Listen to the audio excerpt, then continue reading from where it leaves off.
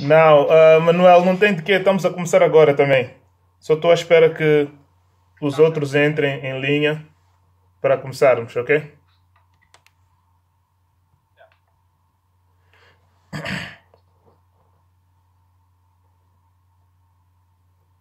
Ahm, ok, os outros estão connosco. A Samarat parece que ainda não entrou. Ok, acho que já. Wa alaikum salam wa rahmatullahi wa barakatuh. Bismillah. Bismillah, alhamdulillahi rabbil alamin. وصلى الله وسلم على خير خلقه نبينا محمد وعلى آله وصحابته أجمعين. اللهم صل على سيدنا محمد وعلى آله وصحبه والتابعين لهم بإحسان إلى يوم الدين أما بعد فالسلام عليكم ورحمة الله وبركاته. Ok, vamos dar seguimento à aula do domingo passado. Vamos terminar o assunto que estávamos a falar e vamos dar seguimento à matéria que vamos cobrir hoje, inshallah.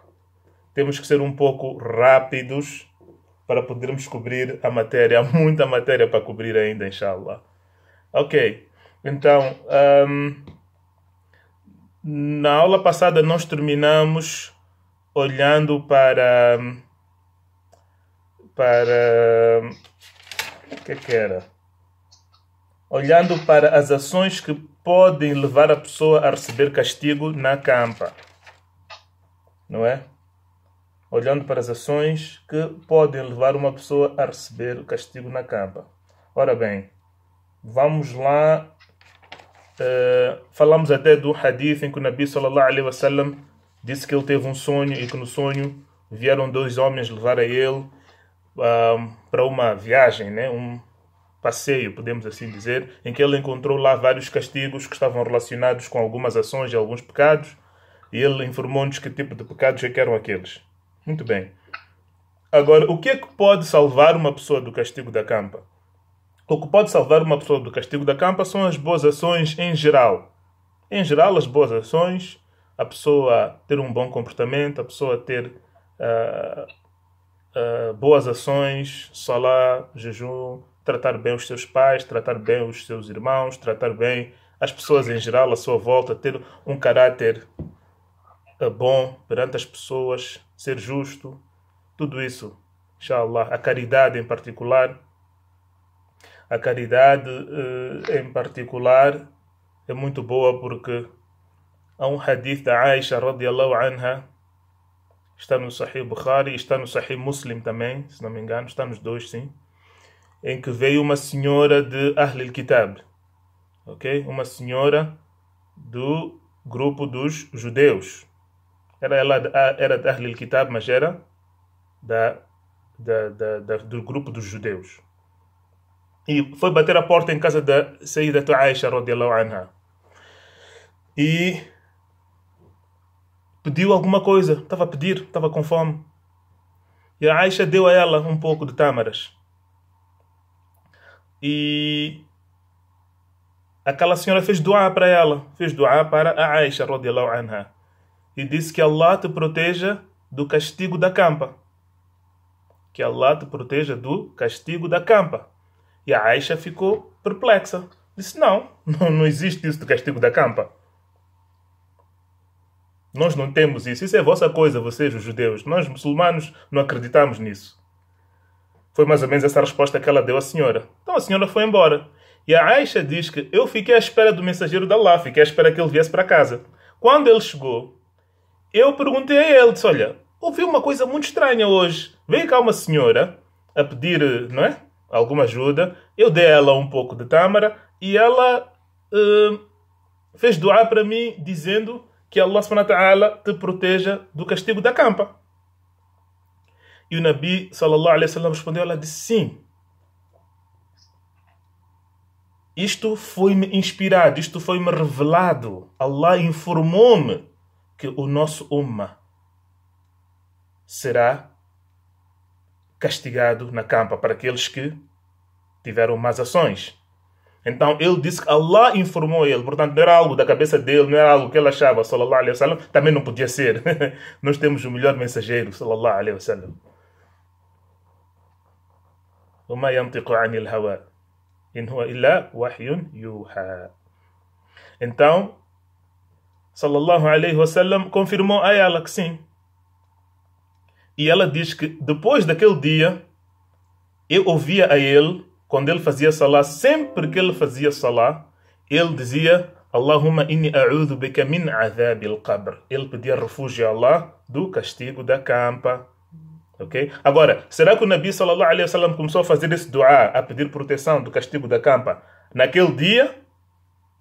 Ou ela é que só começou a reparar naquele dia? Allahu A'lam, a gente não sabe. A gente não sabe. Qualquer uma das duas serve, a gente não sabe.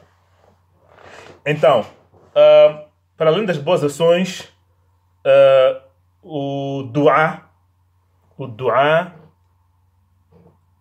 pode proteger a pessoa do castigo da campa, porque o Nabi sallallahu alaihi wasallam, vocês sabem que ele, quando fazia salah, em todos os salahs dele, isto foi narrado dele em vários hadiths. Todos os hadiths que falam do salah do Nabi sallallahu alaihi wasallam ensinam-nos a fazer este dua. Allahumma inni a'udhu bika min adhab an-nar wa adhab al-qabr. A'udhu bika min fitnati al-mahya wa mamat wa min fitnati masih ad-dajjal. Ok? O Nabi sallallahu alaihi wasallam, antes de fazer o salam, para terminar o salah dele, ele fazia dua. O lugar do dua no salah é aqui.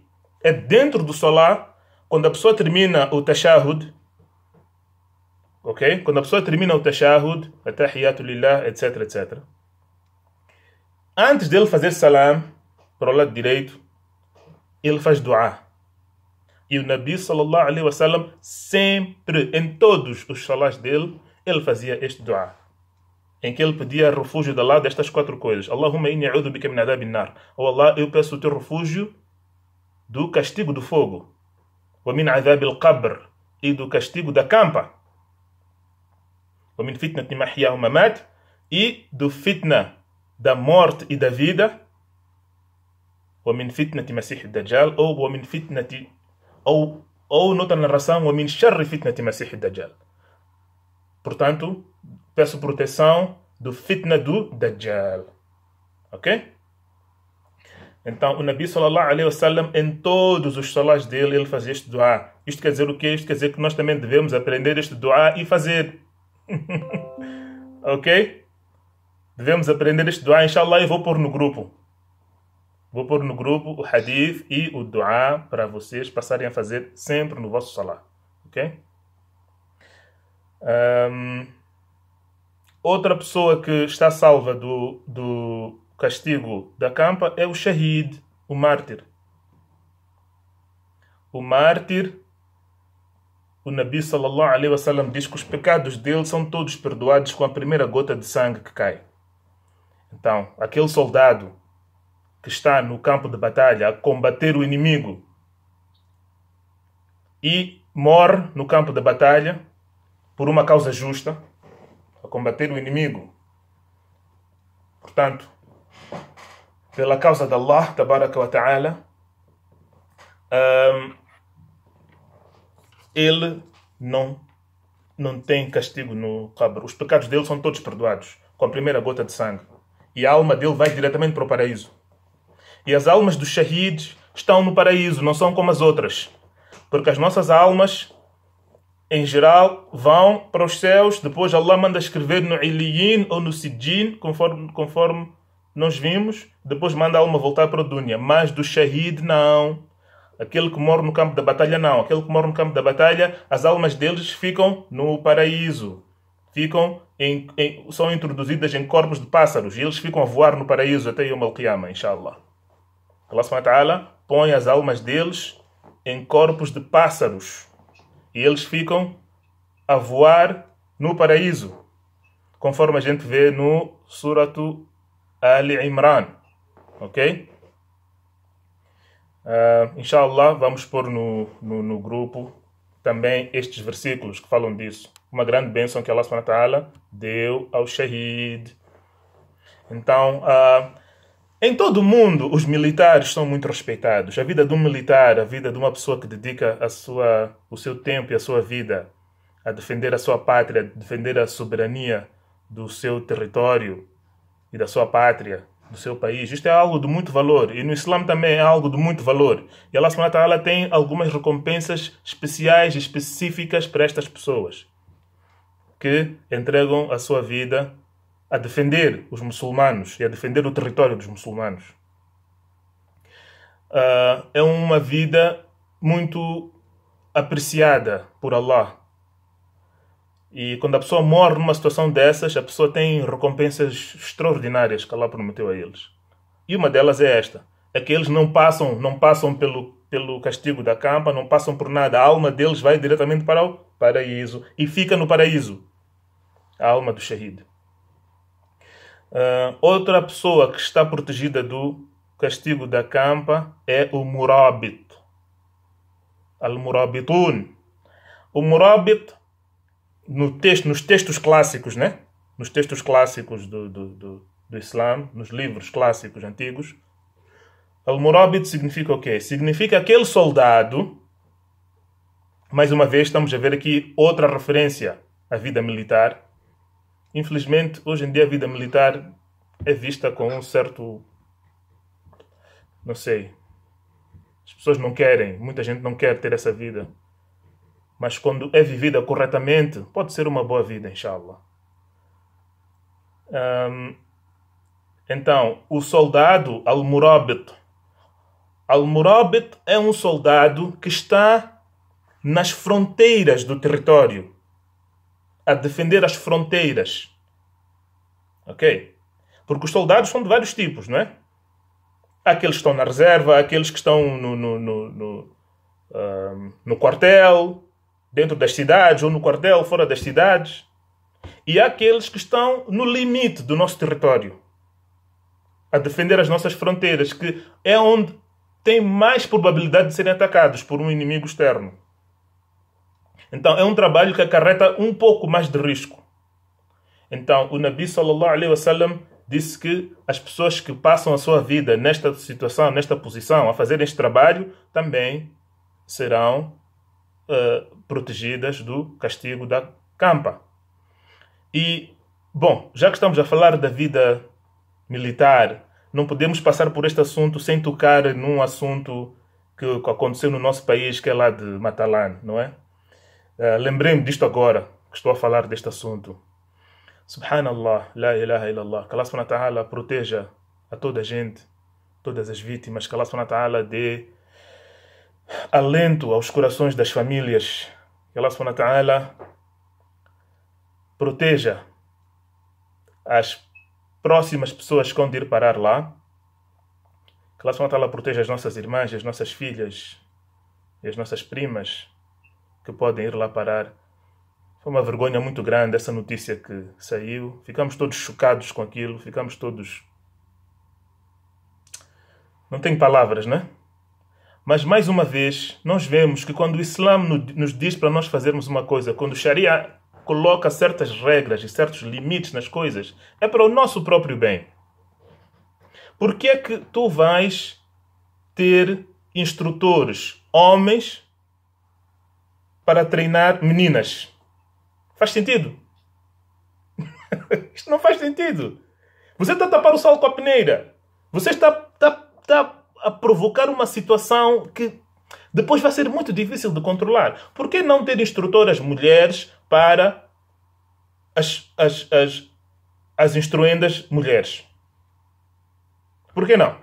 E ter instrutores homens para os homens. Vais colocar um homem numa posição de poder, numa posição de autoridade sobre um grupo de meninas de 18, 19 anos que estão ali nas tuas mãos para tu fazeres o que tu quiseres. A'udhu billah. A'udhu billah. Depois, quando nós, os muçulmanos, dizemos que não, isso tem que estar separado. Mulheres de um lado, homens do outro lado, começam a dizer que nós somos isto, somos aquilo, não sei o quê, somos radicais, somos não sei o quê, somos não sei o quê. Não faria mais sentido, já que as mulheres estão treinadas. Mashallah, isso é muito bom. Por que não ter instrutoras mulheres para as mulheres? Instrutores homens para os homens. É evidente que haverá um determinado curso, ou uma determinada tarefa, ou um determinado treino, em que há um homem especialista. E elas vão ter que ir assistir aulas com ele, ou fazer um treino com ele durante 2, 3 dias, ou durante uma semana, que seja. Mas agora, ficarem lá o tempo todo, sob tutela de homens. Você é homem e você tem meninas de 18, 19, 20 anos aqui nas tuas mãos. Será que é o melhor? Será que isso é o melhor? Ou o melhor não seria ter instrutoras, senhoras, mulheres, para instruírem as mulheres e instrutores homens para instruírem os homens? É uma questão que eu coloco aqui. Esse seria o modelo islâmico de fazer as coisas? Conforme eu disse, quando o Islã nos diz para nós fazermos as coisas de uma certa forma, é para o nosso próprio bem. O Sharia não impõe dificuldades desnecessárias sobre as pessoas. Na verdade, o Sharia não impõe nenhuma dificuldade, só nos protege. Os limites e as barreiras que coloca é para nos proteger, não é para nos limitar. Que muita gente, infelizmente, não entende assim. Inshallah, vamos dar continuidade. Ok, há um hadith, não tenho a certeza da autenticidade deste hadith. Acho que é um hadith Hassan. Que quem morre no dia de Jumu'ah pode ter algum alento do castigo da cova. Inshallah, eu hei de verificar o hadith, depois hei de pôr no grupo, inshallah. Se for realmente um hadith Hassan. Ok. Então, alguma pergunta até aqui? Não. Só que queria perceber, o primeiro a ser perdoado, temos falado dos soldados, falado do morar.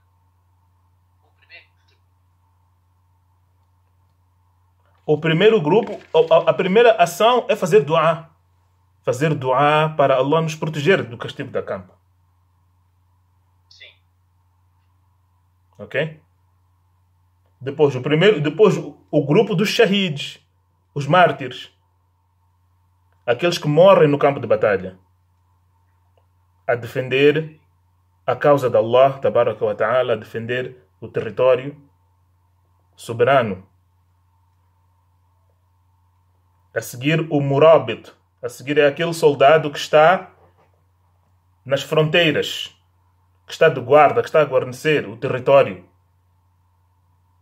E que está nas fronteiras, que está sempre ali, de olho aberto, a fazerem turnos. Uns ficam no posto de noite, outros ficam de dia, sempre a se trocarem, a verem se o inimigo de além fronteiras não vai tentar nos atacar. Esta é uma ação que Allah gosta muito. Tá certo. Ok? Mas a primeira coisa que falamos foi as boas ações. As boas ações, em geral, protegem a pessoa. Porque o Nabi sallallahu alaihi wasallam disse que quando o crente entra na campa, o solá vem e fica ao lado da cabeça dele. O jejum vem e fica do lado direito. O zaká vem e fica do lado esquerdo. E as outras boas ações ficam nos pés. Então, o castigo não consegue penetrar. As boas ações dele formam como se fosse um escudo à volta dele. Desta forma. Em que o solá fica na cabeça, o jejum fica do lado direito, o zaká fica do lado esquerdo e as outras boas ações ficam por baixo, ficam nos pés dele. E o castigo não lhe consegue alcançar porque as boas ações dele lhe protegem. Então as boas ações em geral protegem a pessoa. O dua e o dua que o Nabi nos ensinou a fazer: Allahumma inni a'udhu bika min adhabi an-nar wa adhabi al-qabr wa a'udhu bika min fitnati al-mahya wa mamat wa min sharri fitnati masih ad-dajjal. Que é um dua que nós devemos fazer sempre no fim do nosso salá. Quando eu digo no fim do nosso salá, não estou a dizer após o salá. Ok? Após o salá também devemos fazer dua e devemos fazer dhikr, muito dhikr, inshallah. Porque Allah disse: وَإِذَا قَضَيْتُمُ الصَّلَاةَ فَاذْكُرُوا اللَّهَ.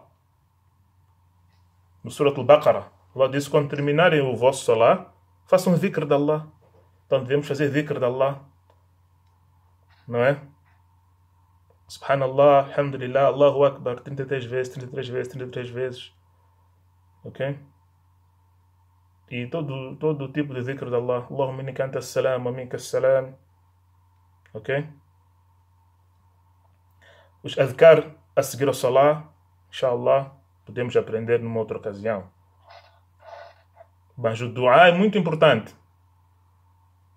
Ou a pessoa pode simplesmente dizer: Allahumma inni a'udhu bika min adhab al-qabr. Mas eu vou pôr tudo isso no grupo, inshallah, para vocês ouvirem. Ok? Muito bem. Então, até agora nós vimos o quê? Nós vimos a saída da alma da pessoa. A retirada da alma. Vimos como é que o anjo da morte vem para o crente e para o descrente. Vimos o procedimento da retirada da alma. Não é? Vimos também o que acontece com a alma quando é levada para os céus e quando é devolvida para o corpo. Depois vimos Fitnatul Qabr. Ok? Fitnatul Qabr é o que? É aquele exame, aquela examinação, aquela avaliação que os anjos fazem ao morto. Ok? Quando vêm os dois anjos, Munkar e Nakir, depois da alma ser devolvida para a campa, vêm os dois anjos, Munkar e Nakir, e fazem a examinação à pessoa, em que fazem aquelas 3 perguntas que nós vimos na semana passada. Isto chama-se Fitnatul Qabr. E toda a gente vai passar por isto. O crente, o munáfiq e o descrente. Toda a gente vai passar por isto. Depois do Fitnatul Qabr, depois deste exame, este é o pequeno julgamento antes do grande julgamento que será Yom Al-Qiyamah. Ok? O grande julgamento será Yom Al-Qiyamah, quando formos ressuscitados e tirados da campa. O pequeno julgamento é este das 3 perguntas, que ocorre logo que a pessoa entra na campa. Então, depois deste pequeno julgamento, se a pessoa se der bem, a pessoa terá Na'imul Qabr, terá os prazeres e o descanso da cova. Se a pessoa se der mal nesse exame das 3 perguntas, a pessoa terá Adhabul Qabr, castigo da campa. Estão a perceber?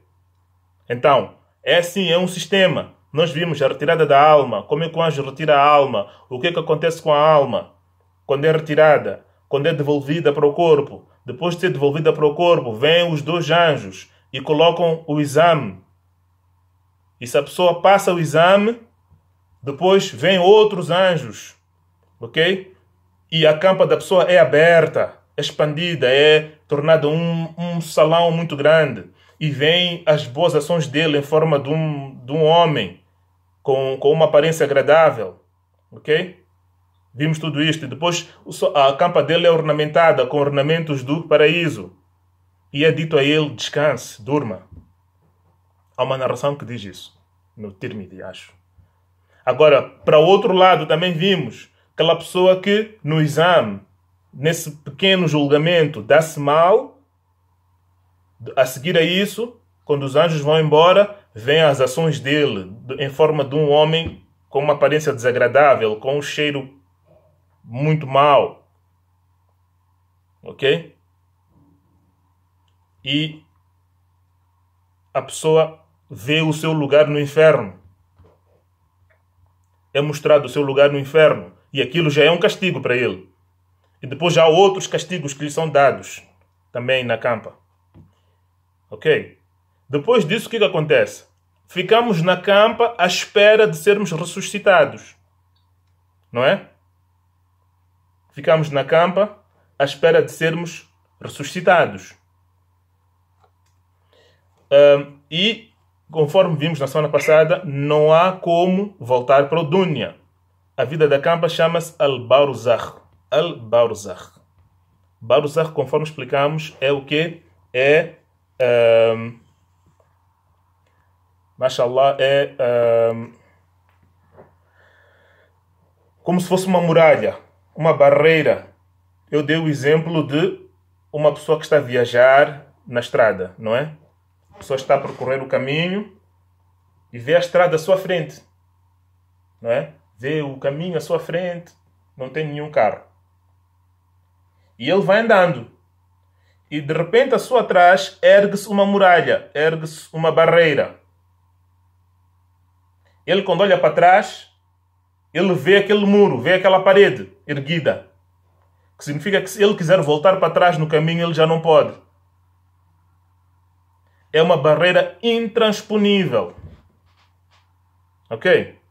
É o Barzakh. Então, porque muitos serão aqueles no dia de julgamento que vão pedir a Allah para voltarem para a Dunya.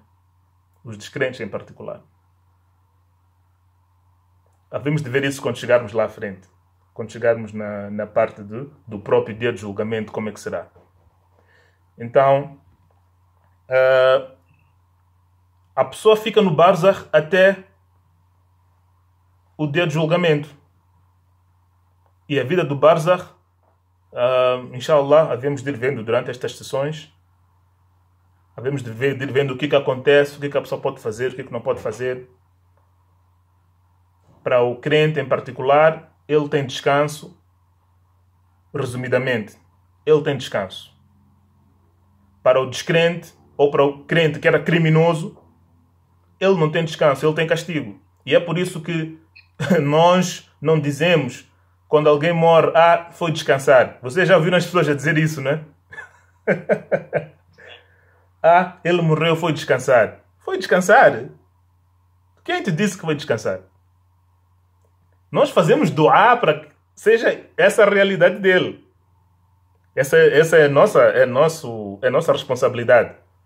Por amor ao nosso irmão, nós fazemos dua para que Allah perdoe ele, para que Allah subhanahu wa ta'ala dê descanso a ele, para que Allah subhanahu wa ta'ala cuide bem dele, para que Allah subhanahu wa ta'ala afasta ele do castigo, para que Allah ponha ele no paraíso. Nós fazemos dua, mas nós não podemos dizer com certeza, ele foi descansar.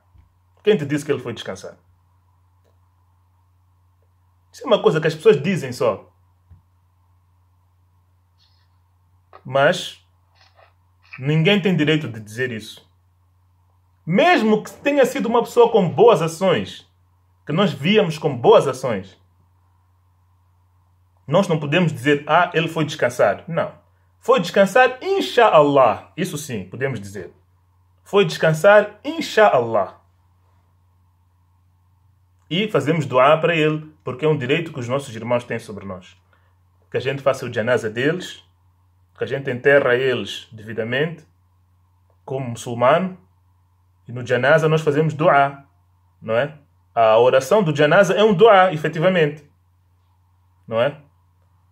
A oração do janaza são aqueles 4 takbirs, em que fazemos al-Fatiha, mandamos salawat para o Nabi e fazemos dua para a pessoa. Depois enterramos a pessoa e continuamos a fazer dua para eles. Vocês sabem que, subhanallah, Imam Ahmad, ele disse, quando Imam Shafi'i morreu, Imam Shafi'i foi um dos professores dele, ok? Imam Ahmad, vocês veem que eu várias vezes faço referência a Imam Ahmad. É um imam que eu admiro bastante. Apesar de que o meu background, posso dizer, eu estudei o Din dentro do madhab de Imam Shafi'i. Ok? As minhas bases são do madhab de Imam Shafi'i, que é outro gigante, outro gênio. E Imam Ahmad era aluno dele, foi aluno dele durante algum tempo. E eles eram muito amigos, davam-se muito bem. Quando Imam Shafi'i morreu, passado alguns anos, Imam Ahmad disse que eu faço dua para o Shafi'i há 30 anos. Nunca passou um dia em que eu no meu salat não fiz dua para o Imam Shafi'i. Quando a gente fala de amor, amar uma pessoa, o nosso amor deve se refletir nas nossas ações. Imam Ahmad amava o professor dele. Tinha um grande amor e admiração pelo professor dele. Durante 30 anos ele não esqueceu o professor dele, Shafi'i. E ele próprio diz, são próprias palavras dele. Ele diz, eu durante 30 anos nunca passei um dia sem fazer dua para Imam Shafi'i no meu salat. Então, isso é o que nós devemos fazer como crentes para os nossos irmãos. Agora, andar aí a dizer, como os outros dizem, foi descansar. Foi descansar. Inshallah foi descansar, sim senhor. Inshallah. Ok, então o que nós vamos fazer agora, vamos começar a olhar para os sinais do dia do Qiyamah. Ok? Porque nós já fomos até ao qabr, à sepultura. E a pessoa já está na sua sepultura. Então a pessoa fica à espera. E será ressuscitada só no dia do julgamento. E vamos ver o que vai acontecer no dia da ressurreição, quando chegarmos lá. Agora, antes do dia da ressurreição, existem alguns sinais, alguns indícios, alguns acontecimentos que o Nabi sallallahu alaihi wasallam nos falou que iriam acontecer. Ok? O Nabi sallallahu alaihi wasallam disse-nos que, olha, antes do último dia, antes do dia do julgamento, vão acontecer coisas assim, assim, assim, assim. Vocês vão de ver este tipo de acontecimento, este tipo de incidente acontecer. Ele deu-nos muita informação em relação a isso. E então é isso que nós vamos ver agora. Estamos, portanto, à espera do dia da ressurreição. Quando terminarmos de ver esta lista de coisas que o Nabi sallallahu alaihi wasallam falou, vamos, inshallah, falar sobre a própria ressurreição. Agora, os sinais do dia do julgamento são divididos em duas partes. Há os grandes sinais e há os pequenos sinais. Ok? Os grandes sinais são como, por exemplo, o sol nascer no Ocidente, em vez de nascer no Oriente. Ok? O aparecimento da besta. Aquela besta que há de vir com um pau e há de começar a marcar as pessoas. Quando os tremores começarem, os tremores de terra começarem, os últimos, porque onde os tremores de terra, os terremotos vão ir aumentando. Este é um dos sinais do dia do julgamento, que o dia do julgamento está próximo. Ok? Mas haverão os grandes terremotos já nessa altura, quando estivermos próximos. Então, esses são os grandes sinais. Inshallah, vamos falar dessa matéria. Antes disso, vêm os pequenos sinais que o Nabi foi nos informando. E que nós já começamos a ver alguns deles. Até porque alguns ulama dizem que todos os pequenos sinais já aconteceram. Nós agora só estamos à espera dos grandes. Ok? Alguns ulama são da opinião de que todos os pequenos sinais já aconteceram. Nós apenas estamos à espera dos grandes sinais. Ok? Então, quais são esses pequenos sinais? Inshallah, vamos ver alguns deles agora. Entretanto, vamos sempre também falando sobre a vida do Qabr enquanto cobrimos esta matéria. Conforme eu disse, são divididos em duas partes. Os pequenos sinais, alguns deles são incidentes que ocorrem uma única vez e outros são incidentes que vão se repetindo, acontecem repetidamente.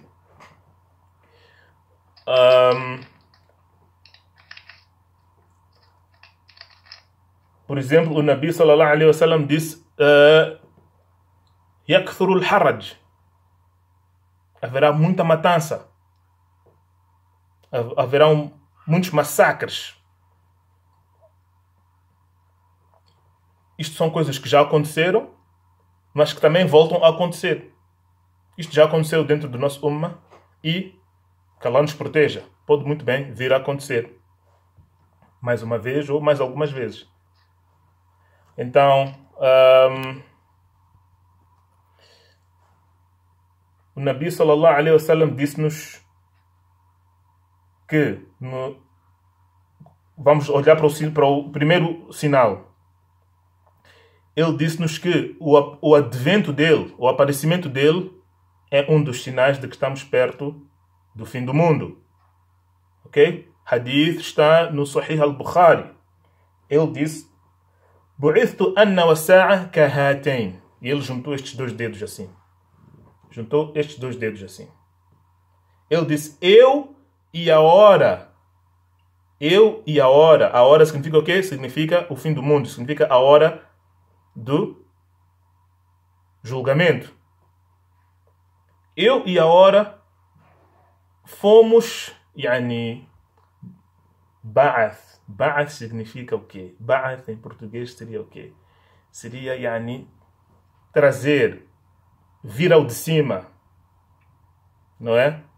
Tirar, ou lançar, ou trazer para fora. Não encontro uma tradução boa neste momento. Então, o Nabi sallallahu alaihi wasallam diz que eu e a hora final fomos trazidos assim como estes dois dedos. E ele juntou o dedo indicador e o dedo do meio dele.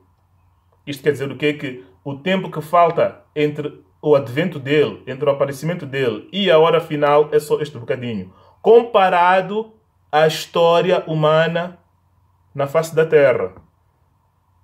Ok? Desde o tempo em que Allah não só a história humana, desde que Allah criou o mundo, na verdade, porque Allah vai destruir o mundo todo. Desde que Allah criou este mundo, comparado ao tempo que falta, comparado a esse tempo que já passou, o tempo que falta é só este bocadinho aqui, que é esta diferença entre estes dois dedos. Ok? Então, essa é a primeira coisa. Bu'ithu ana wa sa'a kahatain. Eu e a hora estamos que nem estes dois dedos assim juntos. E o hadith diz que ele juntou os dedos e mostrou os sahaba assim. O segundo sinal é a morte do Nabi. Ok? A morte do Nabi, nós sabemos porque ele disse no hadith, que também está no Sahih Bukhari, hadith de Auf ibn Malik. Sahabi Auf ibn Malik. O Nabi sallallahu alaihi wasallam disse, olha Auf, aponte 6 coisas, registre 6 coisas que vão acontecer antes da hora final.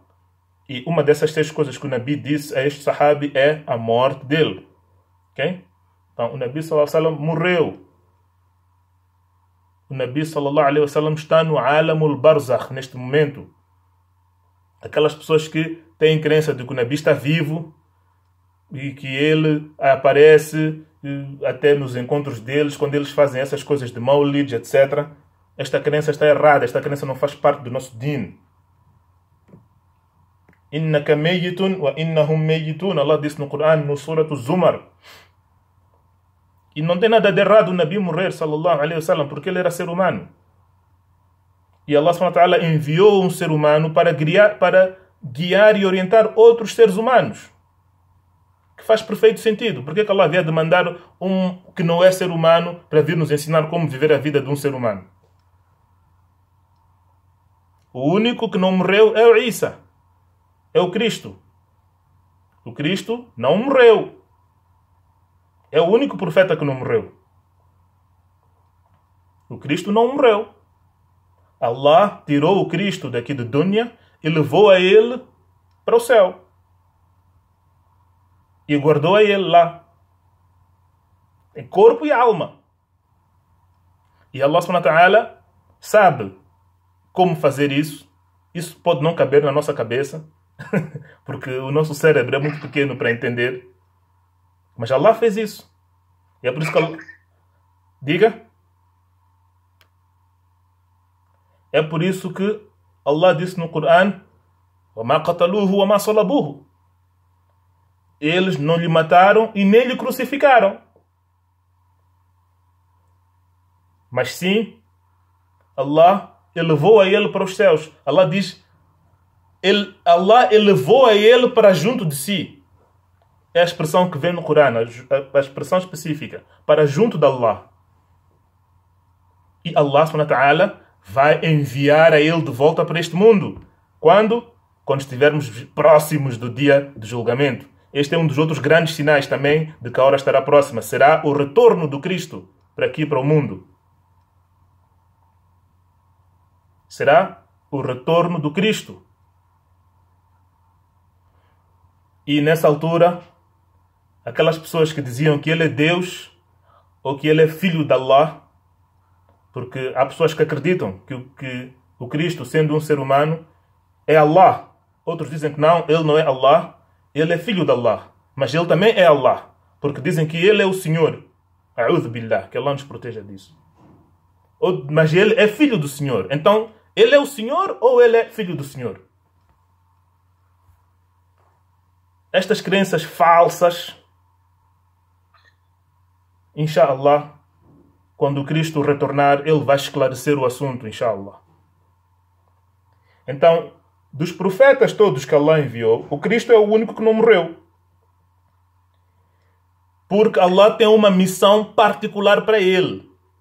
O Isa ibn Maryam tem uma missão particular que ele ainda não cumpriu.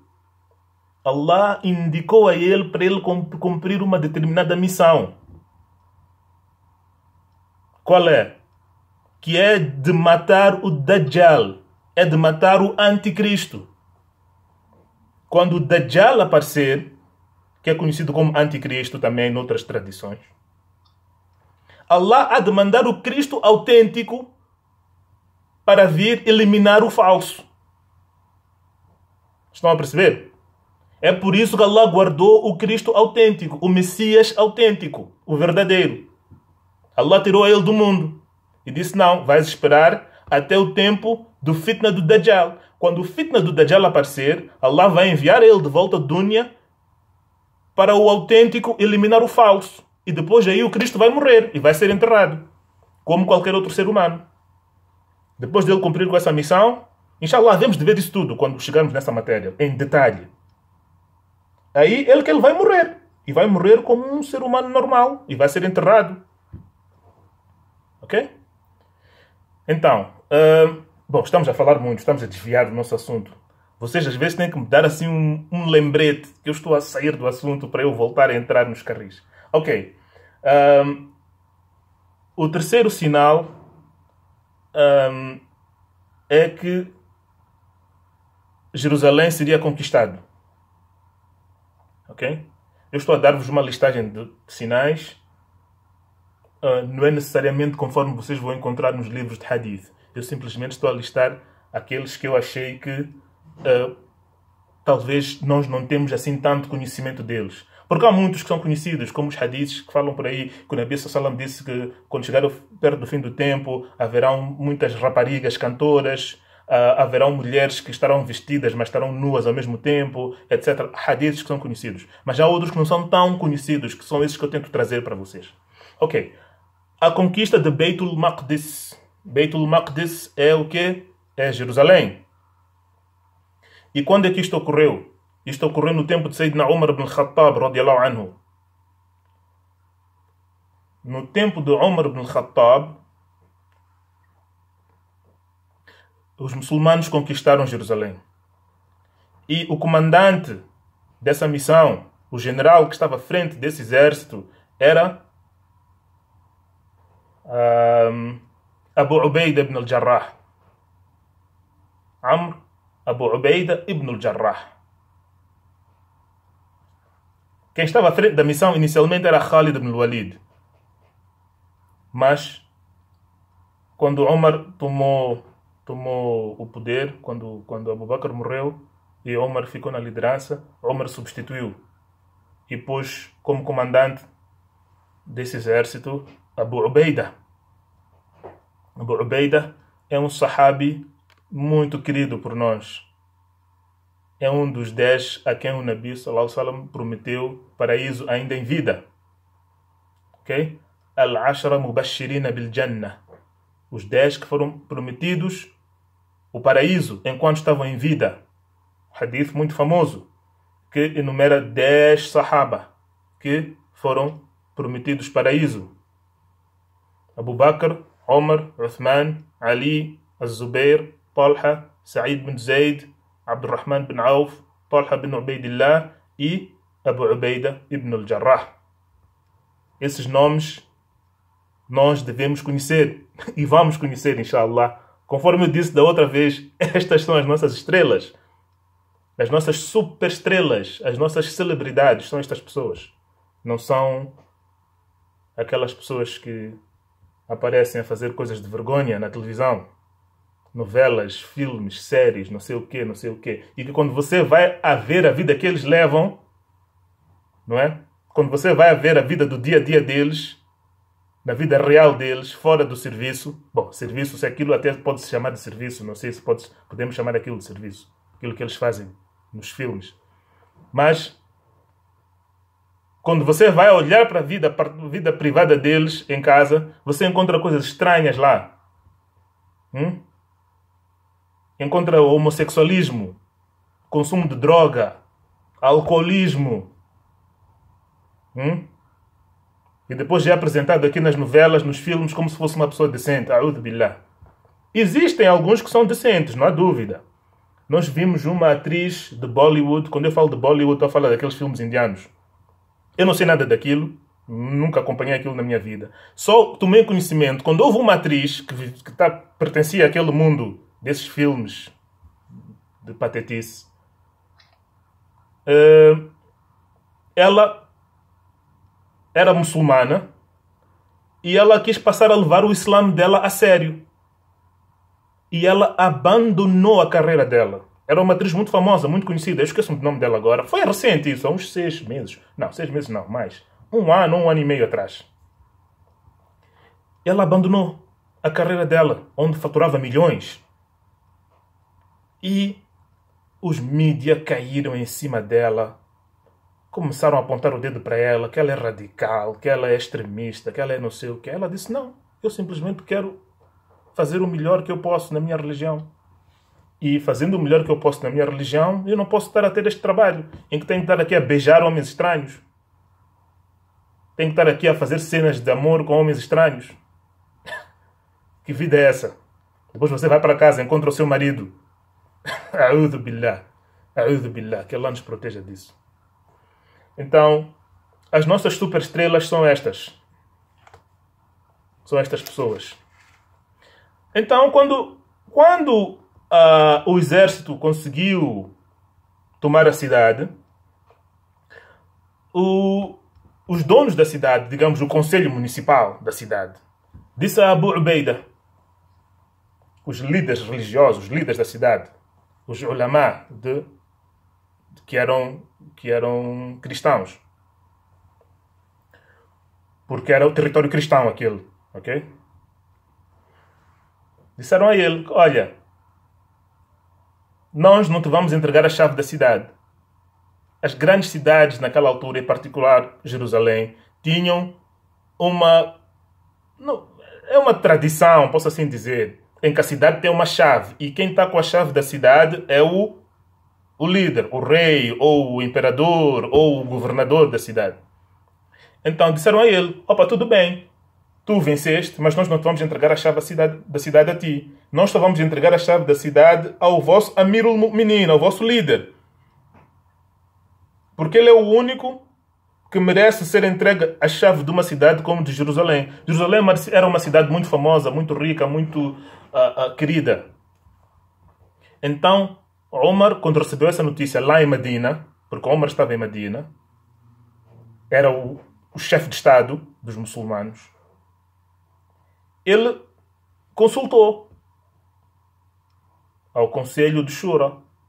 Opa, vocês acham que eu devia me deslocar daqui até Jerusalém para ir receber a chave da cidade? Alguns disseram, não, fica em Medina, é perigoso. Outros disseram, não, vai, confia em Allah e vai. E Omar foi. E foi ele e um ajudante só. Atenção, este é o chefe de Estado. Chefe de Estado, comandante em chefe das Forças Armadas dos muçulmanos. Está a viajar de um país para o outro, só ele e um ajudante, mais nada. Não tem um elenco de pessoas, guarda-costas, não sei o quê, ambulância, tantos soldados, um batalhão. Não. A humildade de Omar. Um indivíduo muito humilde. Um indivíduo que não queria levar nada do dunya.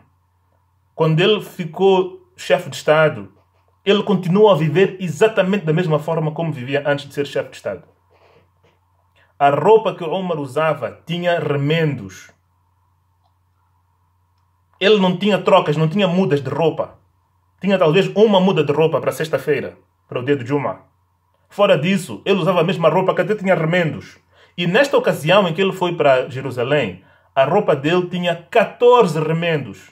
E sabem como é que nós sabemos que eram 14? Porque, bom, você quando olha para uma pessoa, você não fica a contar o número de costuras e remendos que a roupa dele tem, né? Mas nós sabemos disto exatamente por causa deste incidente. Porque ele, durante o caminho de Medina para Jerusalém, que é uma longuíssima distância, eles levaram apenas um camelo. Ok? O Umar nem sequer levou um camelo para si e um camelo para o ajudante dele, para o trabalhador dele. Não. Ele levou apenas um camelo e eles trocavam-se. Durante algumas horas, quem montava o camelo era ele, depois trocavam-se, depois passava o servente a subir no camelo e depois davam descanso ao camelo, os dois caminhavam. E foram assim como fizeram a viagem. Imaginem, um chefe de Estado que acaba de conquistar a cidade de Jerusalém. A verdadeira humildade. Não você achar porque você tem posição, você tem que humilhar as pessoas, você tem que mostrar que você tem, que você não sei o quê. Não. E é por isso que eu digo que estas são as nossas verdadeiras estrelas. Então, eles quando estavam próximos de Jerusalém, era a vez do servente, do ajudante dele, estar em cima do camelo. E Omar estava em pé a empurrar, né? A segurar as rédeas, né? A andar à frente. E passaram por um sítio que tinha lama. E Omar teve que passar por ali e ficou com os pés sujos. Não tinha como dar a volta àquela poça de lama. E os sahaba que estavam lá, quando souberam que o nosso líder já estava próximo da cidade, foram ao encontro dele. E vestiram-se nas melhores roupas, trocaram de roupa, pegaram nas armas e foram, não é? Como deve ser recebido um chefe de Estado. E naquela altura, quando uma pessoa pegava a sua arma, não era tanto... Era para a guerra, sim, mas às vezes, em tempos de paz, era uma forma de mostrar respeito. Quando tu vais esperar alguém e estás com as tuas armas. É a forma de tu mostrares respeito àquela pessoa. Então, os soldados foram ao encontro dele. Os oficiais, Abu Ubaida e outros oficiais do exército, foram ao encontro dele, já próximo de Jerusalém. E quando viram o estado dele, com os pés sujos de lama e com uma roupa com 14, foi nessa altura que eles contaram os remendos que ele tinha na roupa. É assim que nós sabemos que eram 14. Porque eles contaram. Disseram, chefe, você vai entrar assim em Jerusalém? Nesse estado? Opa, foi Abu Ubaida que disse a ele. Abu Ubaida disse, olha, chefe, aqui nesta cidade, a cultura das pessoas é diferente. Não é aquela nossa cultura lá do meio do deserto, dos árabes. Eles aqui dão muita importância à aparência. Não é? A pompa. Um chefe tem que entrar de forma pomposa. Um chefe tem que entrar com todas as honras. Com todo aquele... aquele aparato todo. É assim como eles vão te respeitar. Se entrares assim nesse estado, as pessoas não te vão dar a dignidade que tu mereces como nosso chefe. E Omar disse a Abu Ubaida, bateu-lhe assim no peito, empurrou-lhe no peito, como quem diz, epá, homem, estás-me a dizer o quê? Nahnu qawmun kunna adhilla, fa'azzana Allahu bil Islam. Ele disse a Abu Ubaida, eu não esperava ouvir essas palavras vindas de ti. Nós somos um povo que éramos humilhados, não éramos nada, ninguém nos considerava. Vocês sabem disso. Nem os romanos tentaram conquistar a Arábia. Porque aquilo era só areia. Não tinha recursos lá, não tinha nada. Eram só alguns povos assim dispersos e um monte de deserto. Nem os romanos tentaram conquistar. Porque os romanos foram até, vocês sabem, foram até Jerusalém, não é? No tempo de Cristo, quem estava lá a governar eram os romanos. Certo? Os romanos conquistaram vastas terras. E podiam ter entrado na Arábia, mas não entraram. Nem os persas também, no grande império persa, não entraram na Arábia. Porque achavam que aquilo não era nada. Achavam que aquilo é só deserto, cheio de areia, cheio de pedras, com alguns povos dispersos por aí. Não tinham interesse naquilo. É por isso que Omar disse isto. Olha, Abu Ubaida, nós éramos um povo, éramos uma nação desprezível, desprezada. Ninguém nos considerava. Até que Allah nos deu o Islã e honrou-nos com o Islã. فَأَعَزَّنَا اللَّهُ بِالْإِسْلَامِ. E se nós formos procurar a honra e a dignidade em qualquer outra coisa fora do Islã, Allah não nos vai dar. Meus caros, a forma de sucesso para um muçulmano não é a mesma fórmula. A fórmula e os passos que nós, os muçulmanos, temos que seguir para alcançarmos o sucesso não é a mesma fórmula que os outros seguem para alcançar o sucesso. Porque a nossa definição de sucesso é diferente da definição dos outros. Para os outros, sucesso é ter muito dinheiro, ter uma grande carreira, ter grandes bens, acumular muitos bens, ter uma vida pomposa, etc, etc, aqui no dunya. Mas para nós, os muçulmanos, o verdadeiro sucesso é entrar no paraíso. Não é nada. É por isso que Omar disse estas palavras nesta instância. Disse a ele, olha, a nossa honra, a nossa dignidade encontra-se no Islã. Se nós procurarmos a nossa honra e a nossa dignidade fora do Islã, Allah vai nos humilhar. Então, eu vou assim mesmo como eu estou. Eles que fiquem com a forma deles, eles que olhem para mim como eles quiserem. Então, eles foram e entraram na cidade de Jerusalém. E as narrações dizem que as pessoas, os residentes da cidade, perfilaram as estradas para verem quem é este líder dos muçulmanos. Já tinham ouvido falar dele, Omar era um nome muito conhecido.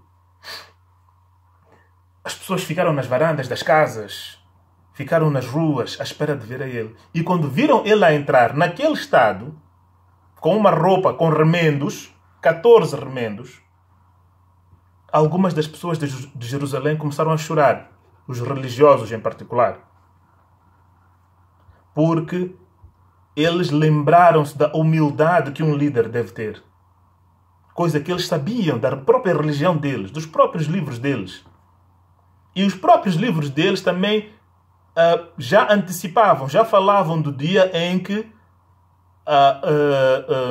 os muçulmanos iriam conquistar a cidade de Jerusalém. E as características do líder que haveria de receber a cidade. Estão lá nos livros deles, mas esse é outro assunto, não vamos falar disso.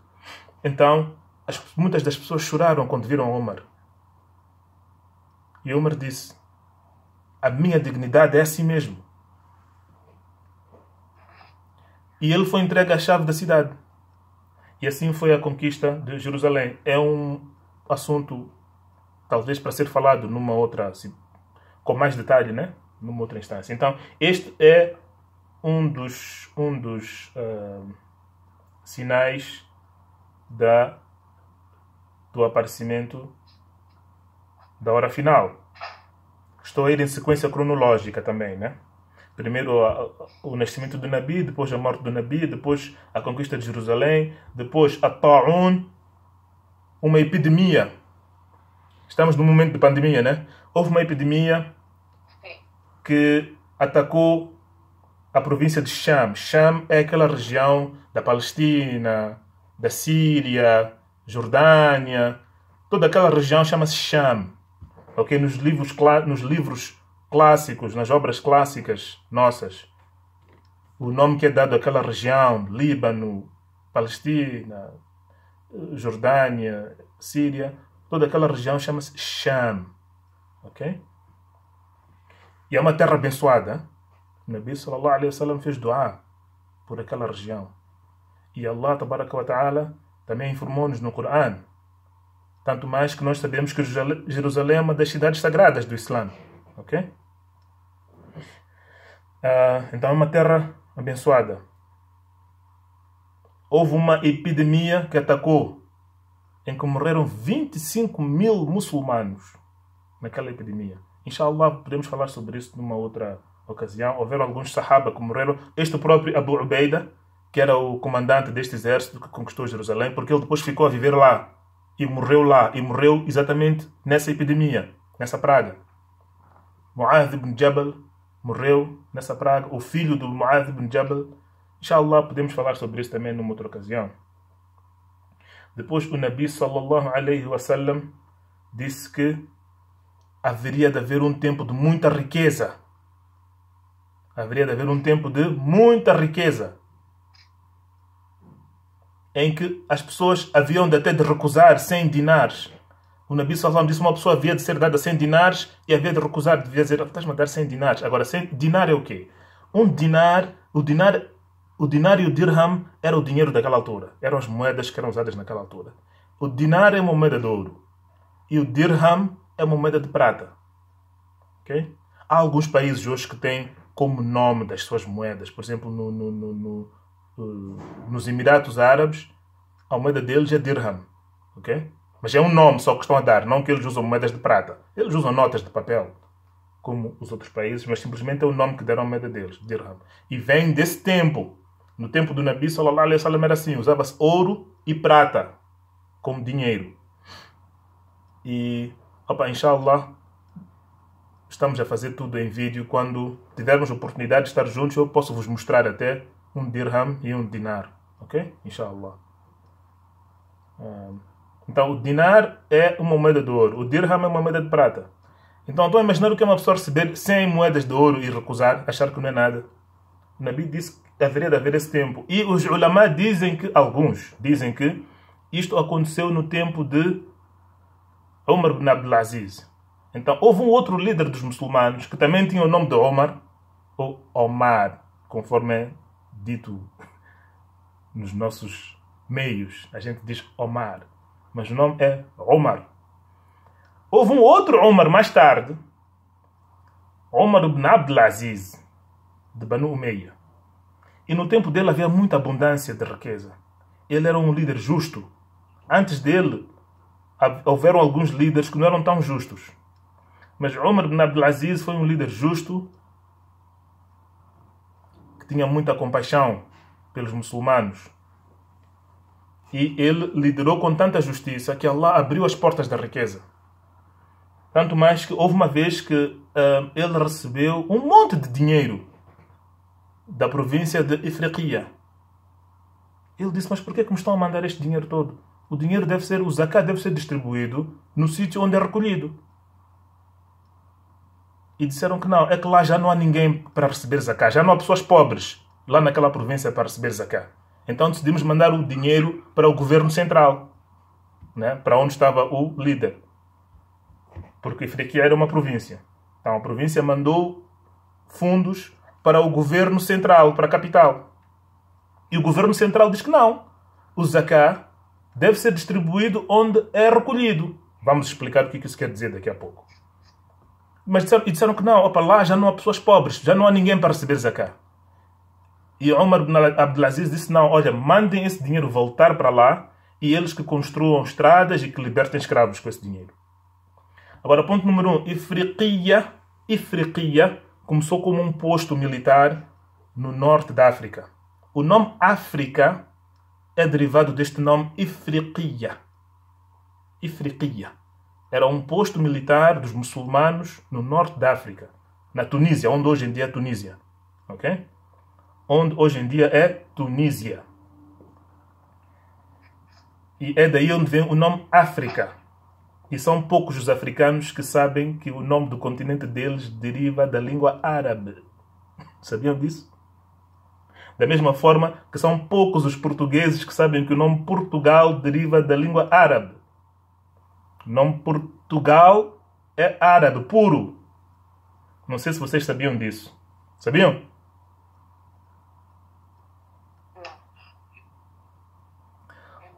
O nome Portugal é Bortucal.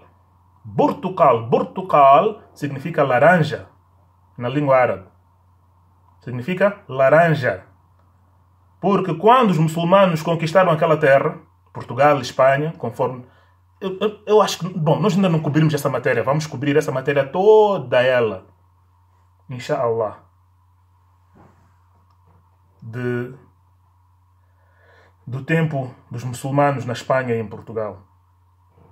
Quando os muçulmanos chegaram em Portugal e conquistaram aquela terra, viram que a terra era boa para agricultura, particularmente para plantar citrinos, limão, laranja, toranja. Então deram aquela deram o nome de Terra da Laranja, Ardul Bortucal, em árabe. Ardul Bortucal significa Terra da Laranja. Depois ficou só Bortucal. Bortucal. Bortucal é uma palavra árabe que até hoje é usada.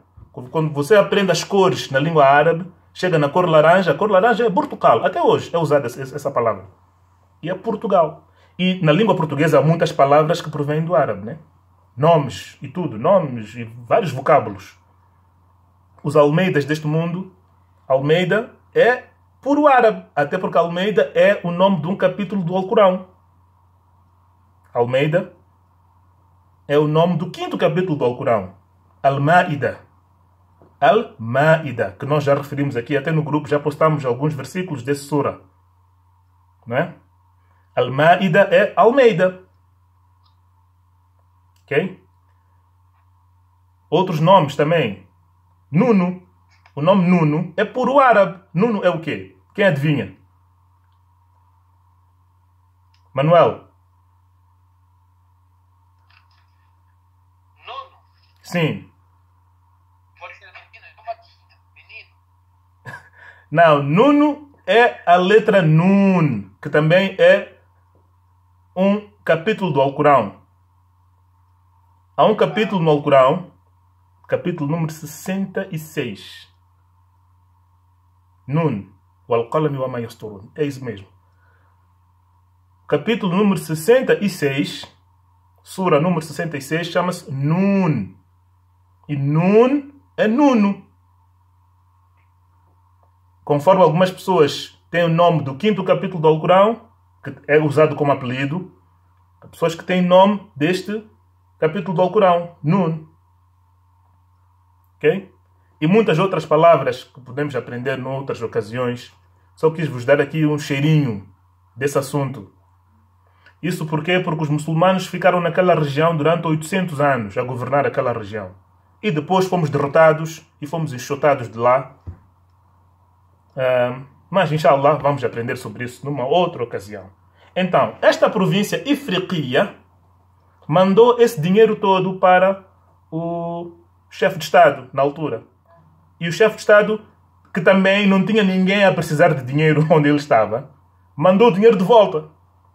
Então, o Nabi sallallahu alaihi wasallam disse que vai passar um tempo em que haverá abundância de riqueza dentro do meu ummah. Também aconteceu com Zakat de Yemen. No tempo de Umar ibn Abdulaziz, o Yemen também mandou dinheiro de Zakat para o governo central e o governo central mandou devolver também. Porque eles lá já não tinham pessoas pobres para receber aquele dinheiro. E há outras narrações, várias narrações. Uma está em Sahih Muslim, em que o Nabi sallallahu alaihi wasallam diz que um homem vai ter ouro para distribuir em Zakat, mas não vai encontrar ninguém para receber aquele ouro, porque não haverão pessoas pobres. E não só, quando o Nabi diz que não haverão pessoas pobres para receber aquele dinheiro, também implica que não haverão pessoas gananciosas. Porque o fato de você ser rico, não importa quão rico você é, se você é ganancioso, você pode ser bilionário, alguém vem e oferece ouro, você vai levar. Certo? Mas, se você está satisfeito com aquilo que Allah te deu, muito ou pouco, alguém vem e oferece dinheiro e tu recusas. Isso implica que és uma pessoa sem ganância no coração. Então, isto é uma situação que aconteceu naquele tempo de Umar ibn Abdulaziz, mas pode vir a acontecer de novo. E pode muito bem ter acontecido de novo no passado. É uma daquelas situações que pode acontecer repetidamente. A pobreza que existe no nosso ummah hoje em dia não é por falta de recursos. Allah subhanahu wa ta'ala deu vários recursos ao nosso ummah. Ok? Vários recursos. Não falo de petróleo só. Porque o petróleo é abundante nas terras dos muçulmanos e outras terras dos muçulmanos, agricultura, água, recursos humanos. Mas o recurso humano, a mente humana, é o recurso mais precioso. E se esse recurso não está a funcionar bem, então os outros recursos também não vão ser de muito benefício. Se a mente humana está corrupta e as pessoas que estão na liderança, as pessoas que estão à frente, só pensam em acumular bens e riqueza para o seu próprio bolso, então o ummah vai sofrer. As pessoas vão sofrer. Independentemente de quanta riqueza, quantos minérios e quantos recursos naturais possam ter. E Allah subhanahu wa ta'ala deixou isso nas nossas mãos. Allah deu-nos os recursos e deixou-nos a nós próprios para nós gerirmos. Se nós não sabemos fazer uma gestão correta, fazemos uma gestão pecaminosa, uma gestão corrupta, criminosa, então as pessoas vão sofrer. Mas Allah não tem culpa disso. Quem tem culpa disso somos nós. Que Allah nos proteja. Ok, vamos terminar com o último hadith, porque o tempo já foi embora. O tempo passou rápido hoje, não é?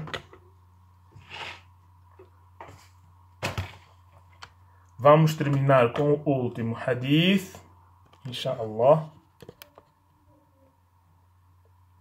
Hadith muito interessante. O Nabi disse, sallallahu alaihi wasallam. Então, este é o sexto sinal, não é? É o sexto. Falamos do primeiro, o advento do Nabi. O segundo, a morte do Nabi. O terceiro, a conquista de Beit al-Maqdis. O quarto, Ta'un, que foi a epidemia que atacou Sham. O quinto, a abundância de riqueza no Ummah. O sexto, o Nabi disse que haverá um tempo de muita dificuldade, muita turbulência, muita tribulação, aflição, muitas provações, posso assim dizer. E ele disse, façam boas ações antes do tempo das tribulações, que virão como a escuridão da noite. Serão várias tribulações e serão como a escuridão da noite. E o Nabi sallallahu alaihi wasallam disse, nessa altura, uma pessoa será crente de manhã e será descrente à noite. Ou será crente à noite e vai amanhecer como um descrente.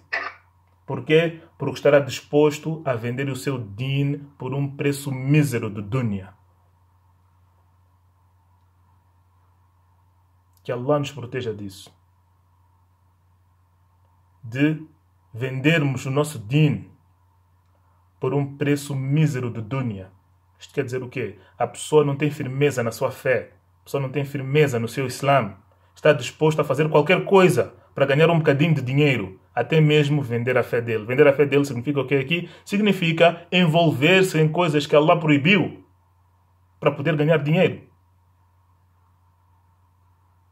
Envolver-se em crime só para poder ganhar algum dinheiro.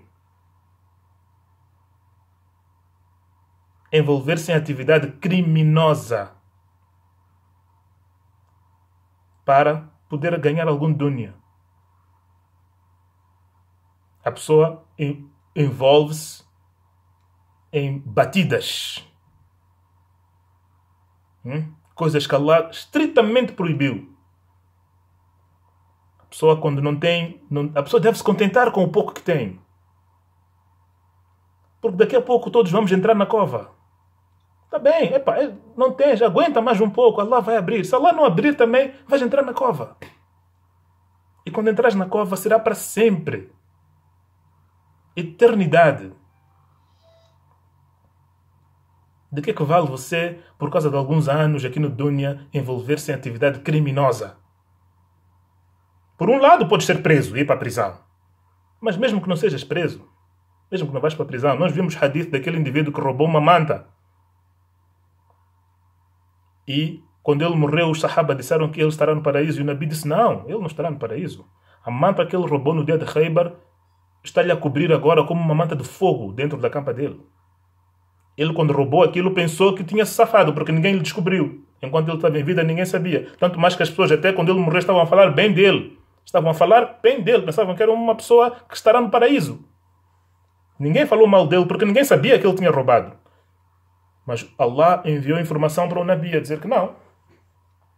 Então, de que vale você envolver-se em atividade criminosa só para ganhar um pouco de dunya? Até podes ganhar esse dunya, mas de que vai te servir dentro da cova? Não te vai servir de nada. Só vais procurar problemas. Então, o Nabi disse que haverá um tempo em que haverá muita gente assim. É crente de manhã, mas anoitece como descrente. É crente à noite, mas amanhece como descrente. Por quê? Porque ele não vai ver o valor da crença. Simplesmente vai olhar para o valor dos bens materiais. E o Nabi disse, essa pessoa é assim, troca a sua fé. Por quê? Porque ele está disposto a vender a sua fé para ganhar um mísero preço do dunya. Que Allah nos proteja. Esse não era o último hadith. O último hadith é hadith que está no Musnad de Imam Ahmad, em que o Nabi sallallahu alaihi wasallam... Não vamos ver esse hoje. Vamos ver o outro do Sahih al-Bukhari. O Nabi sallallahu alaihi wasallam disse, Satakunu fitanun. Haverão fitnas, tribulações, aflições, tormentos. Al-qa'idu fiha khayrun min al-qa'im. Quem estiver sentado será melhor do que aquele que estará em pé. Al-qa'imu fiha khayrun min al-mashi. aquele que estiver em pé será melhor do que aquele que está a caminhar, que está a andar. Al-mashi fiha khayrun min as-sa'i. Aquele que estiver a caminhar será melhor do que aquele que estiver a correr. Man tasharrafa laha tastashrifuhu. Faman wajada fiha malja'an aw ma'adhan falya'udh bih. Allahu Akbar. Grande hadith. O Nabi disse que quando acontecerem estes fitnas, em que quem estiver sentado será melhor que quem está em pé. Quem está em pé é melhor do que quem está a caminhar. Quem está a caminhar é melhor do que quem está a correr. Então, a pessoa que se expõe, a pessoa que se expuser a essas tribulações, será engolida por elas. Então, quem conseguir encontrar um refúgio, quem conseguir encontrar um esconderijo, que se refugie ou que se esconda. E o hadith termina aí. A narração do Bukhari. Na próxima semana vamos ver a narração de Imam Ahmad sobre este mesmo hadith, porque tem algumas coisas que Imam Ahmad aumentou. Então, quais são esses tempos de tribulações? Quais são esses tempos de aflição que hão de acontecer antes do Yom Al-Qiyamah? Ok?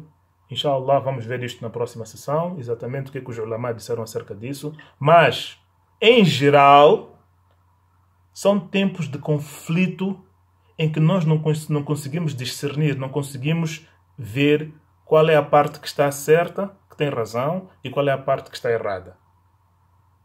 Ok? Principalmente quando são dois grupos de muçulmanos que estão em conflito armado, que estão a lutar. E tu não sabes que lado é que tu vais apoiar.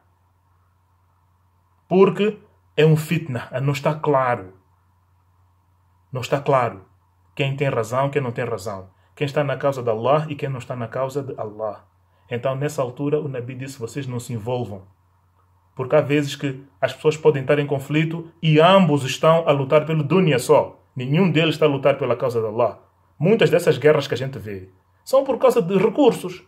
São pessoas que simplesmente querem ter acesso a um território onde tem lá recursos que eles querem se apoderar deles. Mas eles vão lá mascarados a dizerem que não, é porque estamos a lutar pela causa disto, estamos a defender democracia, ou porque tem um líder lá que, que é opressor, nós queremos instituir a democracia naquela região, etc, etc. Vêm com uma série de slogans e papo para enganar as pessoas. Então, e aqueles também que tentam defender aquela região, muitas vezes não estão a defender porque querem defender a liberdade e a paz e querem defender as populações. Não, é porque eles já estão lá a explorar de forma criminosa e simplesmente querem se manter no poder. E também usam a religião, dizem que não, estamos a ser atacados, vocês têm que nos defender, têm que nos apoiar. Enquanto é mentira, eles só querem o nosso apoio para poder se manter no poder. Não há nada. Então, o Nabi disse, nessas situações, vocês fiquem em casa. Conforme vamos ver na narração de Imam Ahmad. O Nabi disse, fiquem em casa. Não se metam. Não se metam. Não se envolvam nessa polêmica. É por isso que diz, quem está sentado é melhor que quem está em pé. Isto é, sentado em relação a esse fitna. Quem está em pé é melhor do que quem está a andar. Quem está a andar é melhor do que quem está a correr. Quem está a correr para onde? Para o fitna. Para ir se envolver.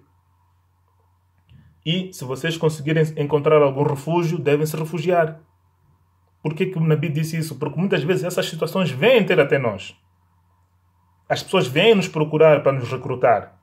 Não digo de forma militar, digo apoio moral só. Mesmo que seja só para apoio moral. Bombardeiam-nos nos mídias, bombardeiam-nos nas revistas, nos jornais, etc. A opinião pública, começa-se a formar a opinião pública, as pessoas começam a proferir pronunciamentos e posições, chamam experts, põem programas na televisão a debater este e aquele assunto.